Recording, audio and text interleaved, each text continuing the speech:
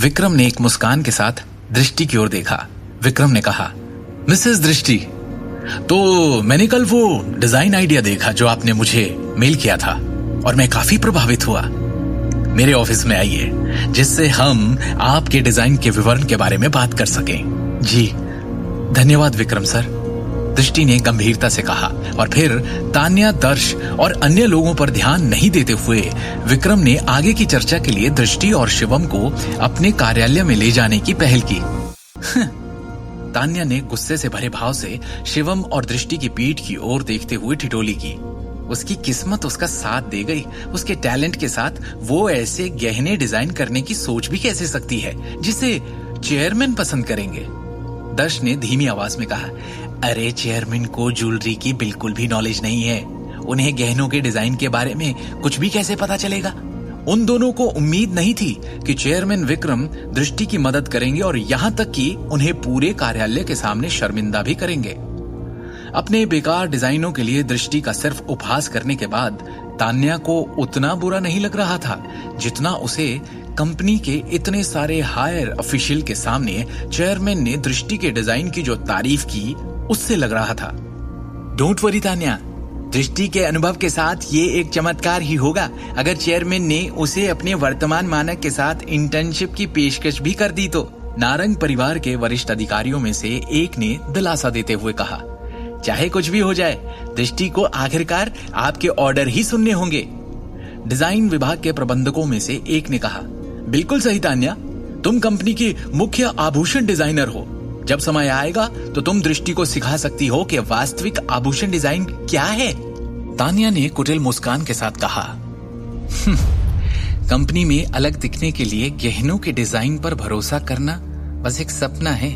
उधर अध्यक्ष के कार्यालय में विक्रम ने व्यक्तिगत रूप से दृष्टि और शिवम के लिए कॉफी तैयार की और उनके सामने कॉफी के कप्स रखे। इतना औपचारिक होने की जरूरत नहीं है, प्लीज आराम से बैठिए। विक्रम अपनी सीट पर लौट आया और एक विनम्र अभिव्यक्ति के साथ कहा, मैं विश्व के राजा के डिजाइन से बहुत संतुष्ट हूं। मुझे आपसे जो ड्राफ्ट मिला है वो सबसे प्रभावशाली ड्राफ्ट्स में से एक है जिसे मैंने अब तक देखा है। Thank you Vikram sir. Shivam का परिचय कराने से पहले दृष्टि ने उन्हें धन्यवाद दिया। The king of the world को मैंने और मेरे बगल में बैठे इन्होंने, शिवम, हम दोनों ने डिजाइन किया था। ओह, विक्रम ने इम्प्रेस होते हुए कहा, क्या ये जो यहाँ बैठे हैं ये आपके पति हैं? दृष्टि सिर हिलाने से पहले एक पल के लिए झिझक गई। विक्रम ने मुस्कुराते हुए कहा, मैंने आज यहां आपको बुलाया है क्योंकि मैं आपको बताना चाहता था कि आपके गहने डिजाइन को पहले ही निदेशक मंडल द्वारा स्वीकार कर लिया गया है और कंपनी तैयार उत्पाद का उत्पादन करेगी। उस समय मैं चाहता हूं कि आप व्यक्तिगत रूप से इसके विकास और अनुसंधान की निगरानी करें। आप उस उत्पाद से संबंधित हर चीज के लिए पूरी तरह जिम्मेदार होंगी। मैं व्यक्तिगत रूप से जिम्मेदार होंगी? दृष्टि इस अप्रत्याशित प्रस्ताव से चकित रह गई। वो व्यक्तिगत रूप से अपने स्वयं के गहनों की उत्पादन प्रक्रिया की निगरानी कर सकती थी। ये कुछ ऐसा था जिसके बारे में सोचने की उसकी हिम्मत भी नहीं हुई थी। लेकिन मैं केवल प्रोडक्शन विभाग की कर्मचारी हूं और इस क्षेत्र में मेरा कोई अनुभव भी नहीं है। दृष्टि ने थोड़ा निराश होते हुए कहा, आपको इस बारे में चिंता करने की जरूरत नहीं है, विक्रम ने आश्वस्त किया। नारंग के आभूषण समूह के कार्यकारी अध्यक्ष के रूप में मैं आधिकारिक तौर पर घोषणा करूंगा कि आपकी रचनात्मक डिजाइन मेरे स्टैंडर्ड्स को पूरा करती हैं। इस प्रकार मैं आपको कंपनी के डिजाइन विभाग के निदेशक और मुख्य डिजाइन अधिकारी के रूप में नियुक्त करूंगा।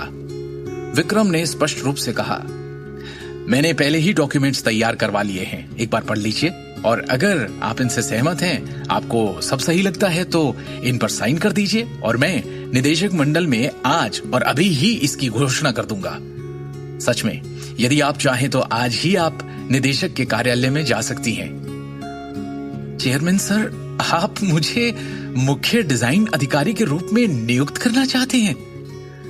दृष्टि के चेहरी होंठ खुले के खुले रह गए क्योंकि उसे विक्रम की बातों पर विश्वास नहीं हो रहा था और उसे लगा जैसे वो सपना देख रही हो।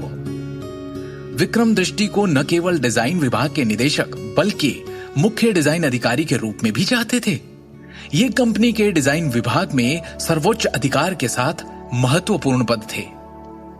यहां पहुंचने से पहले उसने ऐसे अवसरों को हासिल करने के बारे में कभी सपने में भी नहीं सोचा होगा।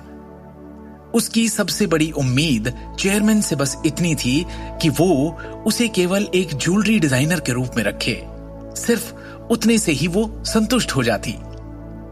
लेकिन उसने कभी नहीं सोचा था कि वो इस तरह अपना सपना पूरा कर लेगी और कंपनी के शीर्ष पर पहुंच जाएगी। दृष्टि का सपना तो पूरा होने जा रहा है, लेकिन इसके आगे की कहानी जानने के लिए देखिए अगला एपिसोड सिर्फ पॉकेट एफएम के यूट्यूब चैनल पर। और शिवम द हिडन वॉरियर के सारे एपिसोड्स को सुनने के लिए डिस्क्रिप्शन में दी लिंक से डाउनलोड करें पॉकेट एफएम ऐप।